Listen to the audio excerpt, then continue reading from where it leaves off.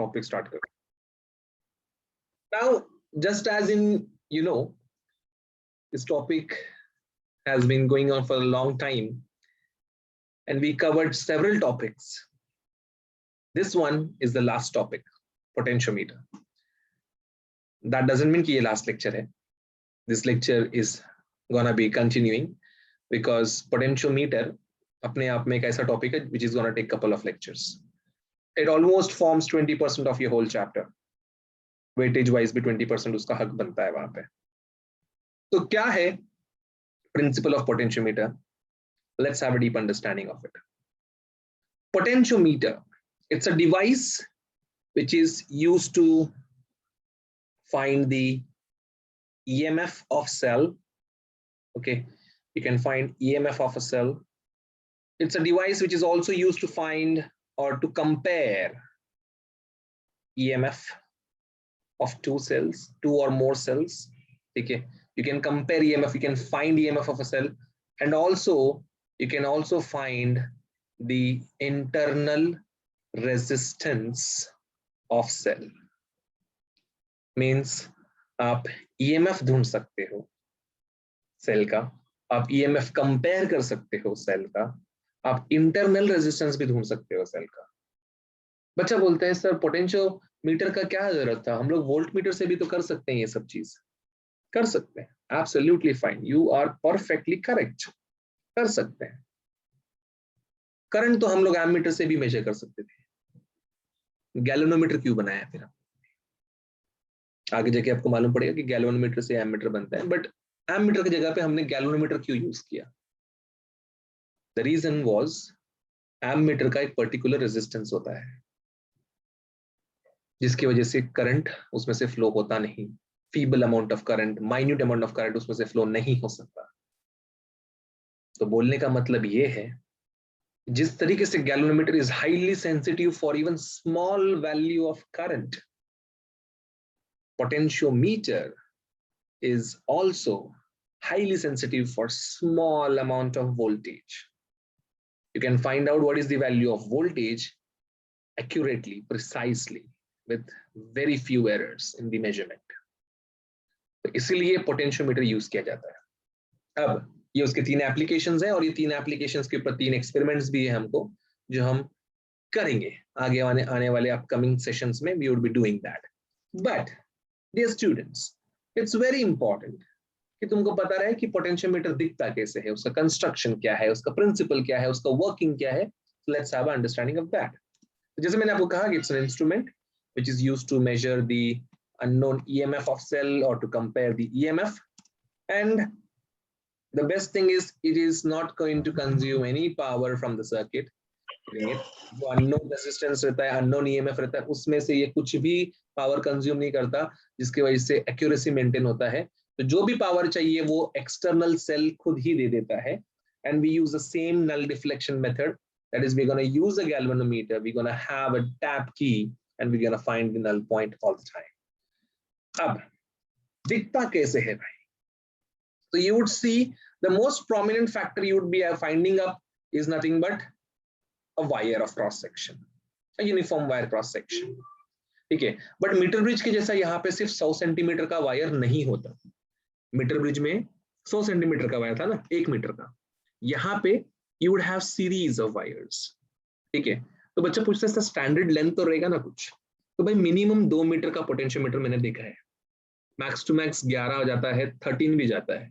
ठीक है, but generally 2 metre to 10 metre का एक स्टैंडर्ड साइज होता है. जितना ज्यादा लेंथ रहेगा उतना और ज्यादा उसका सेंसिटिविटी होता है, उतना और ज्यादा वो अच्छे से फंक्शन करने का कैपेबिलिटी रखता है. अब इलेक्ट्रिसिटी वाली बात है, करंट का खेल है, तो we won't be keeping it live like this, we would be installing it on a wooden frame. तो एक रेक्टेंगुलर वुडन बोर्ड के ऊपर इस चीज को हम लोग कर देते हैं माउंट. अब इस चीज को माउंट करने के बाद, ये पर्टिकुलर चीज को माउंट करने के बाद we give it a proper connection. Point A जो है, ये पर्टिकुलर वायर का जो पॉइंट ए सेक्शन है, ठीक है, वहां से लेके बी तक we do some folding, we segment the wires. हर एक सेगमेंट 100 सेंटीमीटर का होता है। ठीक है, तो यहाँ पे आपको दिख गए 1 2 3 4 सेगमेंट, मतलब ये 400 सेंटीमीटर 4 मीटर का पोटेंशियोमीटर हो गया। ये this bends are like quite small, very small, तुमको दिखाने के लिए इतना बड़ा दिखा रहे हैं, but in reality this are very small, so we neglect it, but yeah this is the reality, this is how it works in actual, this is how it works. तो the main connection, the primary connection we're going to do, it is going to be like point A जो है उसको हम connect करते हैं positive terminal of the driving cell से, मतलब जो हमारा मेन सेल है, जो एक्यूमुलेटर है या बैटरी है, उसके पॉजिटिव टर्मिनल से ए को कनेक्ट करेंगे, और जो नेगेटिव टर्मिनल है उस नेगेटिव टर्मिनल को हम लोग कनेक्ट करेंगे की के साथ, और की को कनेक्ट करेंगे रियोस्टैट के साथ, एंड रियोस्टैट का एक एंड हम कनेक्ट करने वाले हैं एंड टर्मिनल बी के साथ। अब रियोस्टैट क्यों यूज होता है ये बात तुमको बहुत अच्छे से पता है, क्योंकि रियोस्टैट पूरे सर्किट का इंटरनल रेजिस्टेंस बैलेंस करेगा। तो this is the primary circuit. ये एक ऐसा सर्किट डायग्राम है जो आपका प्राइमरी सर्किट कहलाएगा। ठीक है, and guys not to forget, जो भी एक्सपेरिमेंट करने वाले हो, जो एक्सटर्नल पार्ट कनेक्ट होने वाला है वो यहाँ पे पॉइंट ए के साथ में कनेक्ट होगा, यहाँ पे सेकेंडरी सर्किट कनेक्ट होगा। प्राइमरी सर्किट तीनों एक्सपेरिमेंट में सेम रहने वाले हैं, सेकेंडरी सर्किट हर एक एक्सपेरिमेंट में अलग रहने वाला है। This is the structure and construction of potentiometer. Screenshot ले लिया जाए।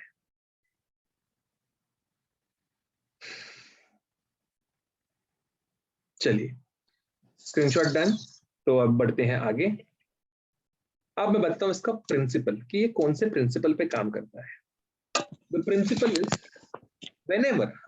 whenever a steady current is going to flow through this uniform cross section of wire, whenever a steady current is going to flow across this uniform cross section, जितना टुकड़े का wire रहेगा उतने जगह पे पोटेंशियल ड्रॉप होगा। जितना भी टुकड़ा का वायर रहेगा, पूरा वायर लिया तो पूरा पोटेंशियल ड्रॉप होगा। पोटेंशियल ड्रॉप मतलब voltage that is dissipated across its, जितना वोल्टेज उसके अक्रॉस में स्पेंड होएगा। तो जितना वायर का लेंथ उतना वोल्टेज स्पेंड होगा।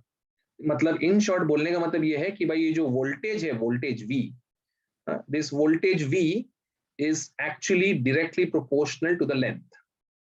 So you know whenever the proportionality sign is removed, equal to के साथ में constant आता है, that constant over is K. So V is equals to KL. This is the principle of potentiometer, जहां पे ये K कोई और नहीं, इसे हम पोटेंशियल ग्रेडियंट करके कहते हैं।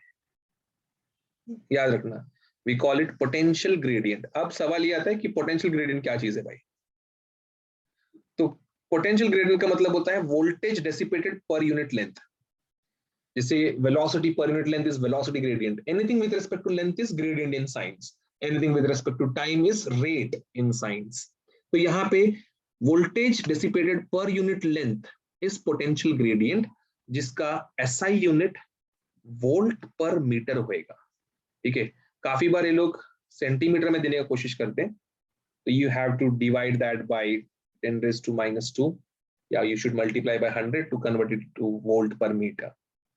But true that this is the formula of potential gradient, and you won't believe, but you would be getting too many numericals based on potential gradient, because it really has a charm in numerical, and people always mess up with the calculations related to the questions which belongs to potentiometer. तो ये सम बहुत important रहने वाले हैं आपको, and वो sum solve करने के लिए ये फॉर्मूला आपका हमेशा साथ देगा। तो जो हेडिंग दिया है आपने पोटेंशियोमीटर, उसके नीचे ये प्रिंसिपल ऑफ पोटेंशियोमीटर का जो 3 लाइन है वो लिखें, ये फॉर्मूला लिख के रखो। आगे कंटिन्यू करने वाले हम लोग, इतना पहले लिख लो, फिर इसके आगे का लिखा के देता हूं मैं आपको।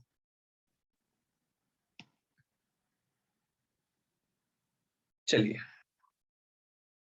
तो जो फॉर्मूला मैंने यहां पे आपको दिया, उस फॉर्मूले को थोड़ा सा न्यूमेरिकल पॉइंट ऑफ व्यू थोड़ा सा एनहांस करके रखते हैं। ठीक है, हमने सो फार सीखा कि भाई K is the potential gradient we have, and this potential gradient K is nothing but V by L.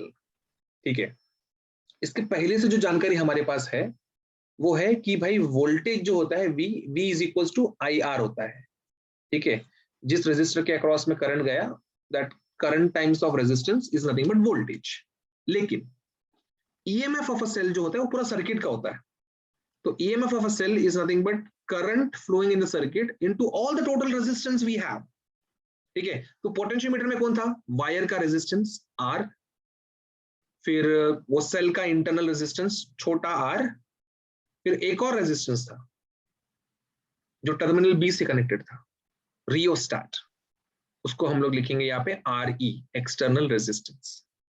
तो ये दो फॉर्मूला हमारे पास पिछले जानकारी के अनुसार है। तो अगर मैंने यहाँ पे वोल्टेज को लिखा IR, ठीक है, अगर मैंने V को लिखा IR, तो ये हो जाएगा IR/L, समझे। और रेजिस्टेंस का तो फॉर्मूला आपको पता ही है, resistance is rho A upon L। तो यहाँ पे अगर मैंने टोटल लेंथ लिया तो ये L और ये L कैंसिल हो जाएगा, अगर मैंने छोटा L लिया तो वहां पे वो जिंदा रहेगा। Okay, then what after this, क्या बच गया हमारे पास, बच गया ए बाबा बाबा बाबा, एक सेकंड, ये तो फॉर्मूला में गड़बड़ हो गया रे। हाँ, ये आएगा रो ए, अरे रो ए नहीं, रो L अपॉन A आएगा, ठीक है। और फिर ये L और L कैंसिल होएगा, फिर क्या बचेगा हमारे पास, फिर हमारे पास बचेगा I rho upon A। This is what would be left, I rho upon A। ये रो अपॉन A को हम लोग कुछ तो बोलते हैं रे, वी कॉल इट सिग्मा, ठीक है। तो ये रो अपॉन A को हमने यहाँ पे सिग्मा लिख दिया, तो ये हमारा पोटेंशियल ग्रेडियंट का सबसे शॉर्टेस्ट फॉर्मूला है I सिग्मा। अब जिस तरीके से आप देख रहे हो यहाँ पे E का वैल्यू I वैसा ऐसा है, तो what would be I would be equals to E upon R plus R E हो जाएगा। And if I substitute this part over here, it is gonna look like K is equals to ER upon R plus RE the whole times of L। तो ये एक बहुत ही ज्यादा महत्वपूर्ण formula है। ये दूसरा फॉर्मूला है, ये तीसरा फॉर्मूला है, ये मेन फॉर्मूला है और ये उसका फॉर्मूला है जिसके बारे में हम बात कर रहे हैं, ठीक है। तो ये तमाम चीजें हमको पोटेंशियल ग्रेडियंट के बारे में जानकारी देती है। एंड पोटेंशियल ग्रेडियंट के ऊपर अगर आपके जीवन में क्वेश्चन आया तो इनके अलावा आपको कोई भी फॉर्मूला का दूसरा जरूरत पड़ेगा नहीं। This is going to be suffice, this is going to be sufficient enough to crack that question. Please make a note of it.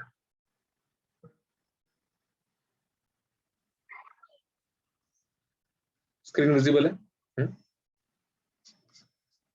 Now we are going to talk about precautions to use potentiometer. ऐसा कुछ dangerous नहीं है कि precaution, but precaution as in error कम करने के लिए। So the very first thing is this is how the whole setup looks like, ठीक है। ये आपका मेन यहाँ पे पोटेंशियोमीटर है, ठीक है।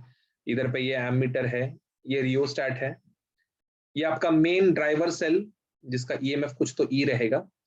ये वो दो सेल है जिनका हमको EMF कंपेयर करना है, E1 E2, ठीक है। यहाँ पे 4 वे की, गैल्वेनोमीटर, जॉकी, ऐसे सब हमने यहाँ पे अरेंज करके रखा हुआ है। तो सबसे पहला कंडीशन ये है, the very first condition which is very important is ये जो ड्राइवर सेल हम लोग यूज कर रहे हैं, ठीक है, ये जो ड्राइवर सेल है ना, यहाँ पे ड्राइवर सेल का EMF should be greater than this individual cells which we are using. मतलब E का value should be greater than E1 plus E2 और E1 और E2, इससे बड़ा ही होना चाहिए, ठीक है। मतलब ये अगर 2 वोल्ट और ये 4 वोल्ट का है तो वो E का वैल्यू भाई साहब 10 वोल्ट होना चाहिए। क्यों ऐसे?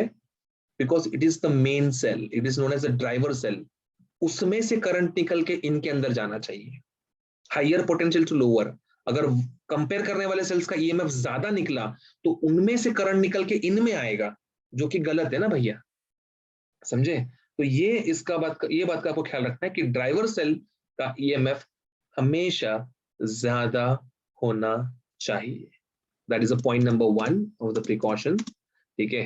Then point number 2, is like कि वो पॉजिटिव टर्मिनल जो है, ठीक है, it should be always connected to the E1 और E2, मतलब वो जो ए वाला पार्ट है आपको हमेशा सब कुछ वहीं पे कनेक्ट करना है. Secondary circuit should be connected on the A वाला टर्मिनल जो हमारा प्राइमरी सर्किट में था. Then the next point is, ये तो हमको पता ही, हमने उधर भी किया था मीटर ब्रिज में, कि वायर का क्रॉस सेक्शन एरिया यूनिफॉर्म होना चाहिए. वायर कैसा भी हो भाई साहब, ठीक है, कोई भी कंपनी का हो, कोई भी मेटल का हो, क्रॉस सेक्शनल एरिया यूनिफॉर्म होना चाहिए. देन पोटेंशियोमीटर का वायर का रेजिस्टेंस हाई होना चाहिए, थर्मल रेजिस्टिविटी भी अच्छा खासा होना चाहिए, इसलिए हम लोग नाइक्रोम यूज करते हैं जनरली. प्लस एक ऐसा पॉइंट जो एमसीक्यू बन के आता है, and that point is potentiometer is also called, or it is almost known as an ideal voltmeter. It's a very important point. ये आपके दिमाग में एकदम स्ट्रांगली फिट करके रख देना. क्यों? क्योंकि इसके ऊपर एमसीक्यूज काफी बार ऑलरेडी पूछे गए हैं. तो please keep a track of this things. बाकी सब जो है वो तो मैं आपको एक्सपेरिमेंट के साथ साथ जरूर बताऊंगा. But this is all you should know about potentiometer.